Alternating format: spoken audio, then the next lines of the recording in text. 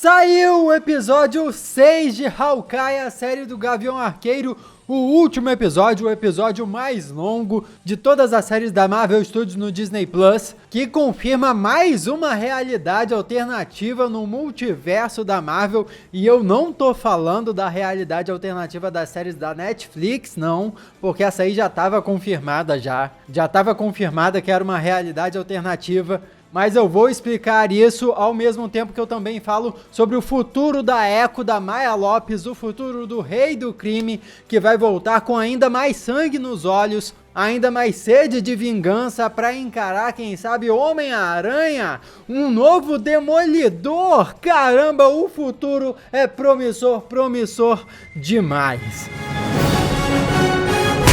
Olá, como vai? Tudo bem? Eu sou Miguel Loquia, seja muito bem-vindo a esse vídeo onde nós vamos desmontar o episódio 6 de Gavião Arqueiro para pegarmos as referências, os detalhes, os significados e mais, desvendar o que possivelmente está por vir.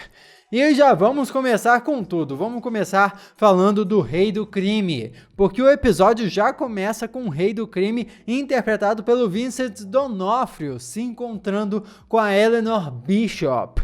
Aqui já é revelado que a mãe da Kate Bishop era um pau-mandado do Rei do Crime esse tempo todo.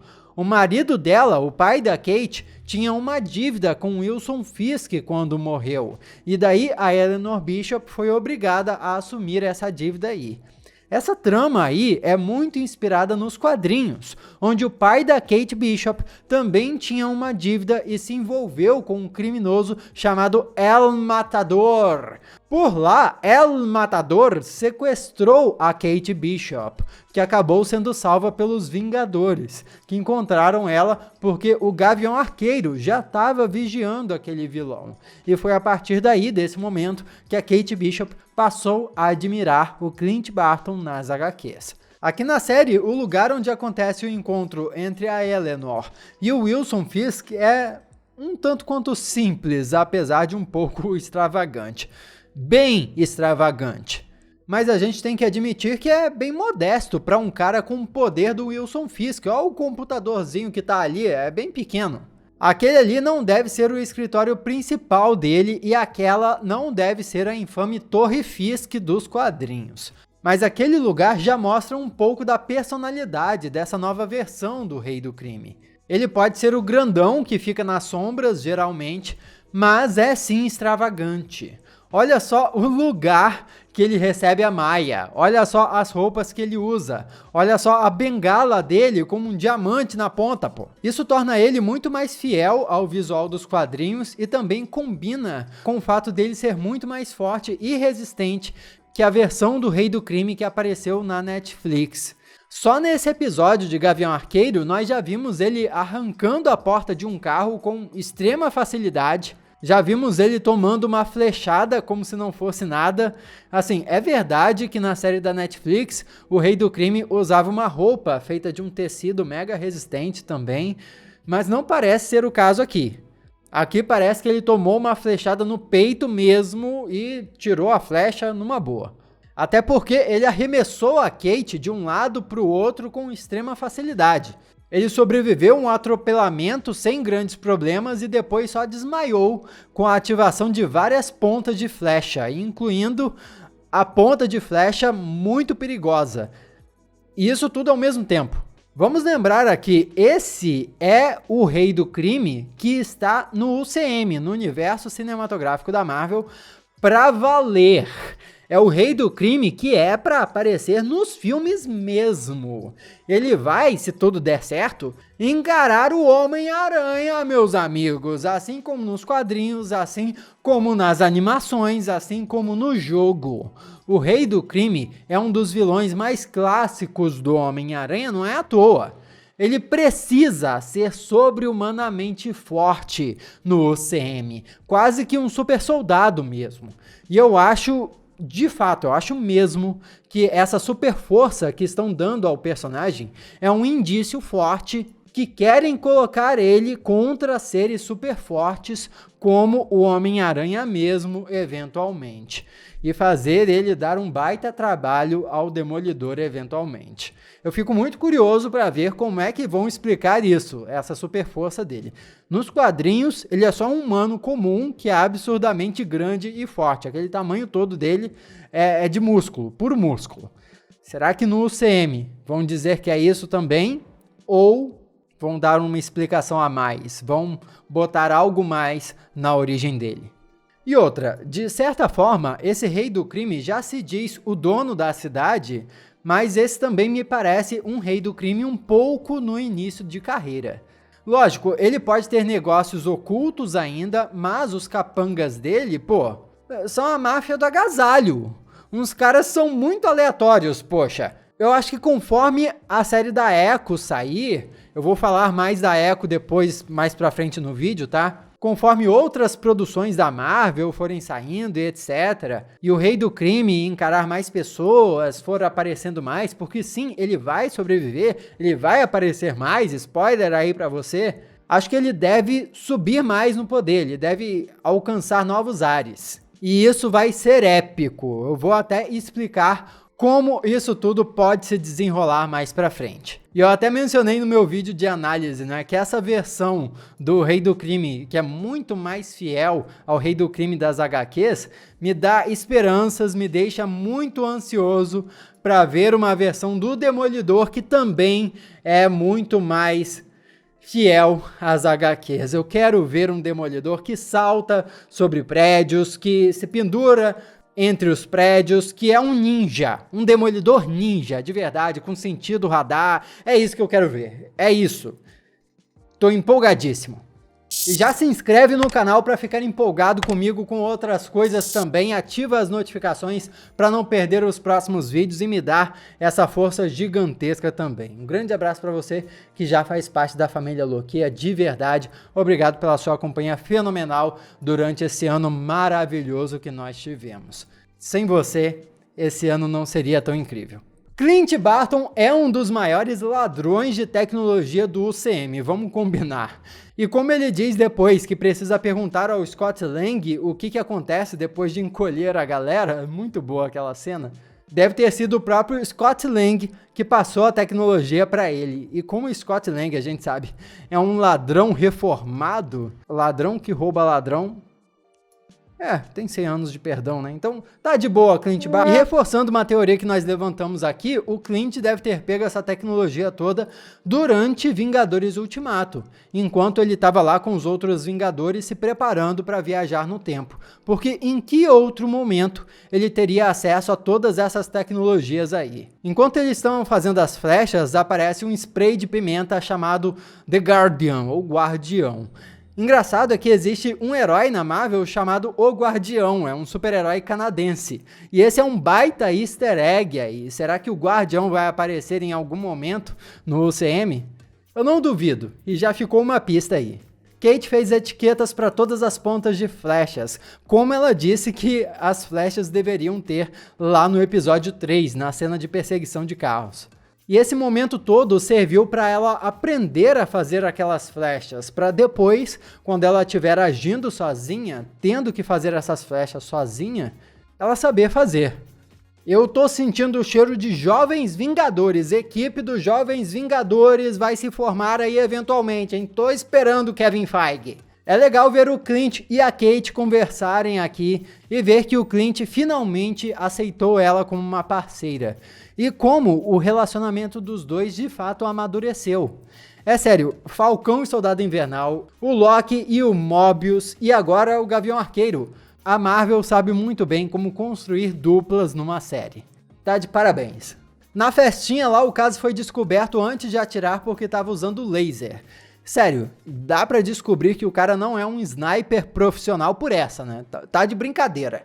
E dá pra descobrir que a Helena Belova, pelo contrário, é uma profissional pela tranquilidade que ela ficou no meio daquela bagunça toda que se dá no tiroteio. A Helena, nossa, ela é maravilhosa. E agora nós temos mais uma cena do elevador para entrar no hall das cenas de elevador maravilhosas do UCM. A série Hawkeye já referenciou uma cena de diálogo no elevador, que aconteceu em Homem-Aranha 2, e agora nós temos a cena de luta no elevador, que aconteceu em Capitão América 2, e isso aqui foi surreal. E é incrível que ao mesmo tempo que elas estão tentando se impedir de forma muito séria, elas ainda parecem estar brincando, como se elas fossem colegas de classe ou então irmãs, sem a menor intenção de matarem uma a outra. Essa dinâmica entre as duas é muito boa e, assim, eu quero muito que isso se repita. Vai ter Kate Bishop e Helena de novo em uma nova super equipe? Espero que sim, vamos torcer. O momento da Kate saltando do prédio sozinha foi realmente um momento de nascimento para a personagem, mesmo que possa ter passado despercebido para muita gente. Mas você sacou essa nuance aí? Porque momentos antes, ela contou para o Clint que o que marcou ela foi ver ele lutando contra os aliens e saltando do prédio, mesmo não podendo voar, mesmo não tendo superpoderes. Então, quando ela saltou do prédio ali, ela mostrou que tinha se tornado equivalente àquele Gavião Arqueiro que ela começou a admirar quando ela viu lá, quando era pequena. Ou seja, foi um momento de amadurecimento para ela, foi um momento de fechou o ciclo ali para ela. E isso foi maneiro demais. Aí, chegando no chão, né, ela fez o pouso de super-herói para homenagear a Yelena. Então, parabéns aí, Kate Bishop. Zoou a Yelena Belova sem nem saber. Como já faz parte da tradição da Marvel, os heróis têm que destruir alguma coisa grande na batalha final. E dessa vez foi a árvore de Natal. Eles mencionaram essa árvore aí várias vezes durante a série. Nós devíamos ter previsto, né? A única outra coisa que eles mencionaram tanto assim, através de propagandas escondidas e tal, foi o musical Rogers. Seria divertido eles destruírem uma apresentação do musical na batalha final, hein? Eu ia curtir, mas não rolou, né? O musical ganhou até uma cena pós-créditos, né? Sacanagem. Beleza, beleza. Eu adorei a flecha magnética que atraiu as armas de todos da máfia da Agasalho e justificou eles todos não massacrarem os dois ali mesmo. Outros filmes de ação simplesmente colocariam os dois protagonistas desviando de uma chuva de tiros no meio daquilo ali numa situação impossível. Mas aqui na série do Gavião Arqueiro bolaram essa solução aí da flecha magnética e eu achei que isso foi ótimo. E toda essa sequência de luta aí no gelo foi excelente, um monte de flecha criativa e tal, foi muito divertido. Mas claro, termina no encontro do Clint com a Yelena, que comprova aqui o que a gente teorizou lá no vídeo desmontando o episódio 4.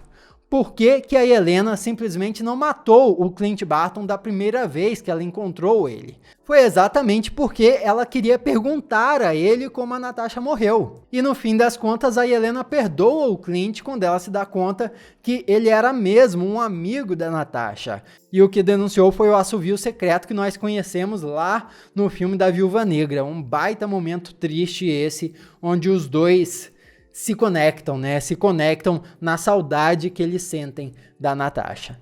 Mas como eu disse no meu vídeo de análise, a treta aqui só começa para a Yelena. Ao não matar o Clint Barton, ela tem um contrato não cumprido com a Val. Daria facilmente para ver a Yelena fugindo de agentes enviados pela Val, como o próprio agente americano, o John Walker, ou outros agentes por aí, em uma série, em um filme, ou qualquer coisa assim da Viúva Negra e Helena. Por que a Marvel não anunciou isso ainda?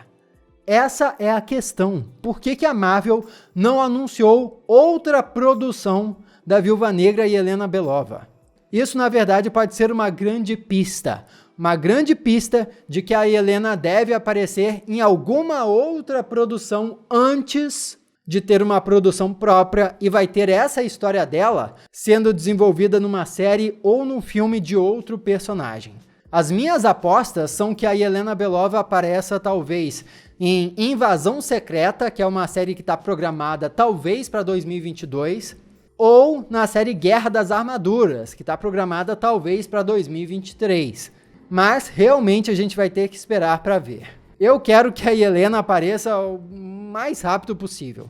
Nesse episódio também a mãe da Kate simplesmente é presa e acabou a história dela, é isso. Valeu, mãe da Kate! tchau. O fim dela pode ser bem decepcionante, né? Nada dela ser a Madame Máscara, nada dela ser uma mega vilã, ela simplesmente foi embora, deixando a fortuna dela para Kate Bishop agora poder bancar a equipe dos Jovens Vingadores no futuro, o que eu acho que é até empolgante, porque pense bem, a Kate Bishop, ela quer ser super-heroína, então é bem possível que ela queira montar uma equipe de Jovens Vingadores. E com os recursos que ela tem, tanto da Bishop Segurança, ou seja, da empresa da mãe dela, quanto a fortuna da mãe dela, ela pode reunir uma equipe dos Jovens Vingadores se ela quiser. Então, para a equipe dos Jovens Vingadores surgir, a Kate Bishop só precisa querer, realmente. Porém, em relação à mãe da Kate Bishop, a Eleanor Bishop, eu acho que pode rolar um efeito Barão Zemo aqui. O Barão Zemo apareceu no filme Capitão América Guerra Civil como quem não quer nada, né? Ele era um cara aleatório e só no final do filme foi revelado que o nome dele era Zemo. E os fãs dos quadrinhos não gostaram nada disso, porque o personagem estava completamente descaracterizado. Inclusive, segundo os diretores, a ideia de tornar o personagem o Barão Zemo veio meio tarde na produção. O vilão era para ser um cara aleatório inicialmente mesmo, e por isso não tinha máscara nem nada. Porém, mais tarde, ouvindo os fãs, o personagem do Barão Zemo voltou na série Falcão e Soldado Invernal, e voltou muito melhor, dessa vez apresentando um pouco do passado dele, um pouco melhor a personalidade dele, e agora a sua infame máscara tradicional das HQs apareceu. Agora sim, o Barão Zemo dos quadrinhos chegou no universo cinematográfico da Marvel e agora a gente tá feliz. Eu acho que o mesmo pode rolar com a Eleanor Bishop no futuro. Por mais que ela tivesse sido um capacho do Rei do Crime esse tempo todo, segundo a série do Gavião Arqueiro, ela matou o Armando Kane sim. Então ela é bandida. Sabe lá mais o que ela fez no passado. Talvez em alguma produção futura da Marvel ela retorne e revelem ela como a Madame Máscara dos quadrinhos, como os fãs teorizaram tanto. E daí sim ela possa aparecer como a vilã que ela tentou deixar de ser nessa série aqui por puro amor à filha. O que você acha? Você acha que a Eleanor pode voltar no futuro da Marvel como a Madame Máscara ou não? Ou esse é o fim dela e pronto, acabou? E o Jack? O Jack é mesmo um idiota ingênuo, né? É muito engraçado ele argumentando com o menino Armand, que é uma prova do quão infantil ele é. Mas, como a gente estava esperando, ele pelo menos usou a espada. Caramba, a Marvel não conseguiu enganar a gente a respeito dele em nenhum segundo, né? Volta lá pro meu vídeo do episódio 1, volta lá que eu já tava falando que ele devia ser inocente. Aliás, a Marvel não conseguiu enganar a gente nem sobre a culpa da mãe da Kate. Mas enfim, foram tantas teorias e o que importa é a gente se divertir nessa jornada, é ou não é? Mas parece que no final a série encaminhou ele para virar um par romântico ou pelo menos um parceiro com a policial dos LARPers, o pessoal que ajudou a Kate e o Clint. E como o Jack é super rico e bom de espada, é possível que ele se torne uma espécie de patrocinador e integrante dessa galera. E se essa galera voltar a aparecer, sei lá, vai ser legal ver todos eles juntos no futuro. O que é interessante é que o personagem do Jack, nos quadrinhos, o Jax Duquesne, vem do circo. Então, levar ele para esse lado lúdico no CM faz todo sentido a meu ver. Antes de mergulharmos para falar da Echo, nós tivemos aquele final feliz da família do Clint e também do relógio. O relógio que a máfia do agasalho procurou no leilão do mercado negro no episódio 1 era da esposa do Clint Barton, que realmente era uma agente aposentada, que foi uma das teorias que nós levantamos aqui. A esposa do Clint era uma adaptação da Bárbara Morse, a arpia das HQs. Nos quadrinhos, a arpia teve um romance sério com o Clint Barton. Ela conheceu o Gavião Arqueiro em campo e eles até se casaram e trabalharam juntos nos Vingadores da Costa Oeste. Só que por lá o casamento deles não durou muito tempo, o que me deixa muito feliz de ver que no universo cinematográfico parece que o relacionamento do casal deu muito certo. Eles tiveram filhos, se aposentaram, bom, parece que agora o Clint Barton vai conseguir se aposentar se quiser, e estão aí de boa. Bom, o nome dela oficialmente no UCM é Laura Barton, que é totalmente diferente de Barbara Morse, como é nas HQs. Porém, o que prova que ela é de fato uma adaptação da Arpia dos quadrinhos é o número 19, que aparece no relógio da SHIELD dela. Porque Agente 19 é um dos codinomes da Arpia nas HQs. Essa é a prova definitiva que a Laura é de fato a Barbara Morse, a Arpia, e também é a prova definitiva que a série Agentes da SHIELD não é na mesma linha do tempo dos filmes do universo cinematográfico da Marvel, por mais que a série tenha tentado parecer ser por muito tempo. No UCM, a Arpia é a esposa do Clint Barton. Na série Agentes da SHIELD, a Arpia era outra personagem. Então sim, meus queridos, a série Agentes da SHIELD se passa numa linha do tempo muito parecida com a linha do tempo dos filmes, porém ainda assim uma linha do tempo diferente. E o mesmo vale para as séries da Netflix. É uma linha do tempo parecida, faz referência aos filmes, mas é uma linha do tempo diferente. Porém, fica a pergunta, o que o Rei do Crime queria com o relógio da Arpia, da esposa do Gavião Arqueiro? Será que ele sabia que o relógio era da esposa do Gavião Arqueiro? Que, por acaso, era o Ronin? Será que o Rei do Crime queria o relógio porque informação é poder e o Rei do Crime quer poder? Será que um dia saberemos a resposta definitiva dessa pergunta? Partindo então para Echo. Kaz é provavelmente o informante que trabalhava para o Rei do Crime que deu a pista para o Ronin matar o pai da Maya. Agora, por que o Kaz traiu o pai da Maya, você se pergunta? O Kaz disse para Maya que aquela era a vida dele, nunca devia ter sido a vida dela. Então, a gente pensa, provavelmente ele queria ter tomado a liderança depois do pai da Maya ter morrido. Só que a Maya ficou com esse posto. E lógico, ele nunca tentou matar a Maya para tomar o lugar dela, porque primeiro, ele claramente tinha sentimentos por ela. Por isso que no final ele estava rezando para que ela simplesmente fosse embora, sumisse. Porque o Rei do Crime, mesmo tendo sentimentos paternos pela garota a ponto de ter promovido ela, viu que ela o desobedeceu e tinha decidido eliminá-la. E o Kaz tinha mais medo do chefe que tudo. E como ele disse, ele não poderia viver em dois mundos como a Maya. Ele não poderia viver sendo leal ao Rei do Crime e amando a Maya ao mesmo tempo. Ele precisava matar a Maya, mas não queria matar a Maya porque ele amava ela. Nossa, que novelão, mas final triste. E no fim, ele morreu. E a história dele não tem nada a ver com um palhaço que é a contraparte dele nos quadrinhos. Simplesmente um psicopata que pinta o rosto. Outra pergunta é, por que o Rei do Crime queria o pai da Maya morto? Isso aí nós já teorizamos em outros episódios desmontados. Já foi dito que o pai da Maya era muito leal à equipe. Talvez o pai da Maya tenha tentado se desvincular do Rei do Crime, assim como a mãe da Kate Bishop tentou. E por isso o Rei do Crime resolveu matar ele. Mas, na verdade, nós devemos descobrir isso na série da Maya Lopes, na série da Echo, cujo grande teaser foi esse final aí. Depois de sobreviver à explosão, sem ferimentos graves, o Rei do Crime é confrontado pela Maya e toma um tiro a queima-roupa. Uma referência ao momento dos quadrinhos quando a Maya confronta o Rei do Crime ao descobrir que ele matou o pai dela. Assim como nas HQs, no UCM o Rei do Crime deve sobreviver. E assim como nas HQs, a forma como ele retorna deve ser épica. Depois de tomar esse tiro nos quadrinhos, o Rei do Crime fica cego e desaparece. Ele fica exilado, enquanto vai perdendo todo o império dele. Ele perde tudo para a esposa, para o filho, para antigos empregados da época, ele perde tudo mesmo.